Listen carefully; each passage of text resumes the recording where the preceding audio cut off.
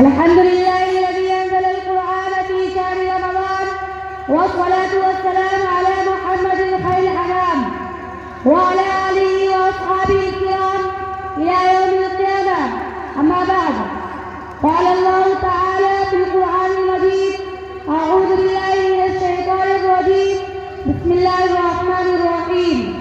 يا أيها الذين آمنوا كتب عليكم الصيام كما كتب على الذين من قبلكم لعلكم تتقون. صدق الله العظيम. जनाब सलाम और मोहतरम दोस्तों, अभी मैंने आखिरी किताब बासलाब की एक आयत तिलावत की है जिसका तर्जुमा यह है: ऐ ईमान वालों, तुम पर रोजे फर्ज किए गए जैसा कि तुमसे पहले उम्मतों में फर्ज किए गए थे ताकि तुम मुत्तकी बन जाओ। इस्लाम की बुनियादी तालीमात में ईमान, नमाज और ज़कात के बाद रोजा का दर्जा। रमजान के पूरे माह के रोजे मुसलमानों में फर्ज किए गए। जो शख्स बिना उज़र शरीर रमजान का एक रोजा भी छोड़ते तो वो बहुत गुनहगार है।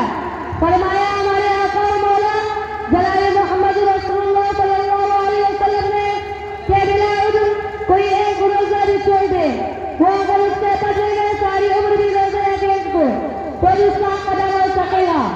रोजा एक ऐसे इबादत है जो इस्लामी में फर्ज हुआ है, बल्कि दुनिया में जितने मजहब हुए हैं सब में किसी न किसी शक्ल में रोजा का वजूद है। हिंदू हो या ईसाई, बुद्ध हो या मूसाई, सभी रोजे रखते हैं।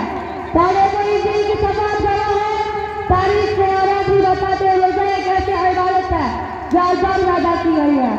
रोजा क्या है? एक ऐसा अमल जो हमें फरिश्तों की साथ मिला करा करता है।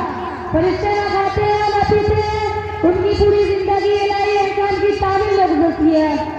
वाकई है कि रमजान का महीना तबीयत का महीना है। आपका जीता है कि आप सही से लुत्फानंदोज हो मगर नहीं पीते। आपके यूं और अजीज खाने हैं मगर आप उनकी तरफ आँख जाकर भी नहीं देखते।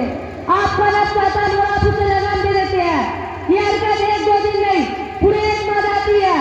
आप पूरी तसव्वुर फरमा लें कि नफ्स से कंट्रोल करने के लिए कितना बेहतरीन तरीका है। वो हमारे लिए बला